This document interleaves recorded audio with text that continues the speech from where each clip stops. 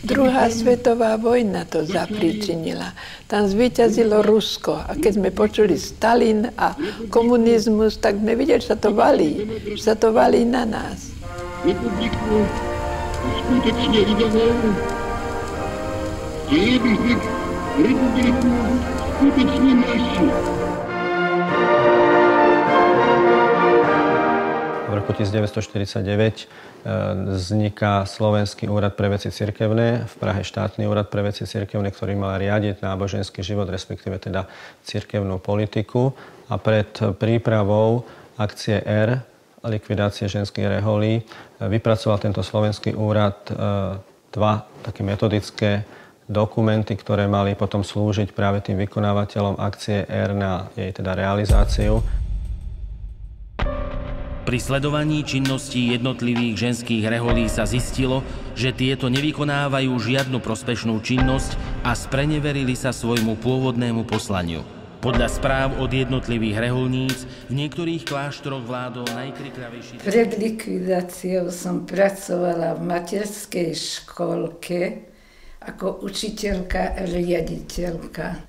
Posledný rok pred likvidáciou bola inšpekcia po školách, samozrejme.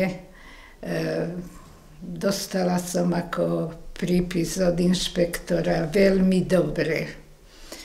A za 2 týždne som dostala prepúšťací dekret, že nevyhovujem ako požiadavkám toho režimu.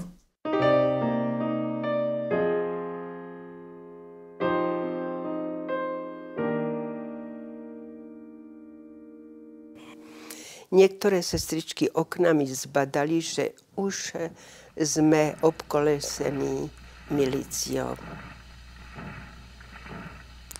Tak noc prakticky pre nás neexistovala. Snažili sme sa, aby sme niečo svojich vecí dali dohromady a čakali sme, čo bude. My sme boli aj osobne, ja za sebe hovorím, hej, že som bola odhodlaná aj na smrť, lebo sme nevedeli, skutočne to nás čaká, nevedeli sme. Lebo sa hovorívalo, že pošlú nás na Sibír a že nás budú aj trízniť, aj mučiť. Ale to bola taká úžasná sila tej mladosti a toho nadšenia pre zasvetenie, že jednoducho som sa ničoho nebala. Viete, pre nás mladých to bolo také dobrodružstvo. Nám to nerobilo problém, ale staršie sestričky veľmi plakali.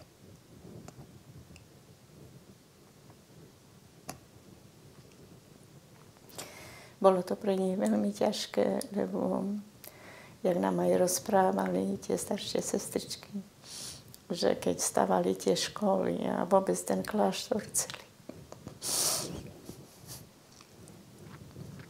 Jak oni si museli odriekať.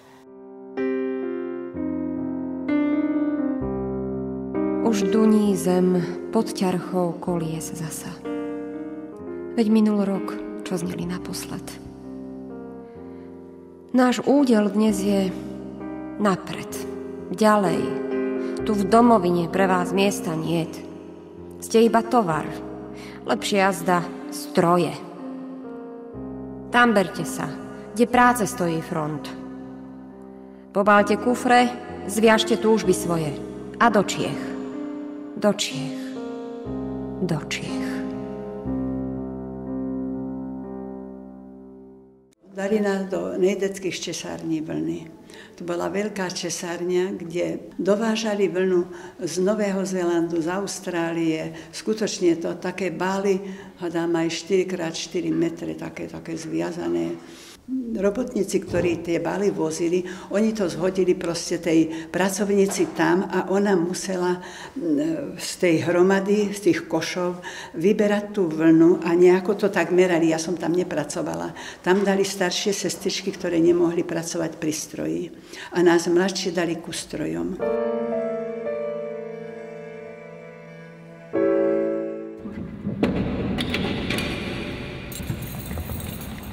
V novembri na Svätú Alžbetu sme mali súd. Medzi tým som chodila na vyšetrenia, 15 krát som bola u voľakého pána Františka Višňu, povedal si tak meno.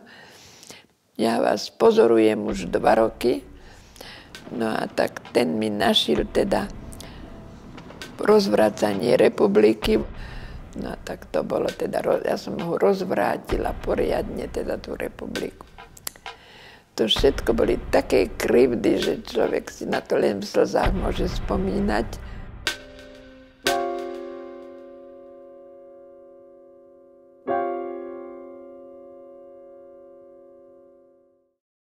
Fyzická sila nemá na to, aby zlikvidovala to, čo je Božie a to, čo je Božím zámerom.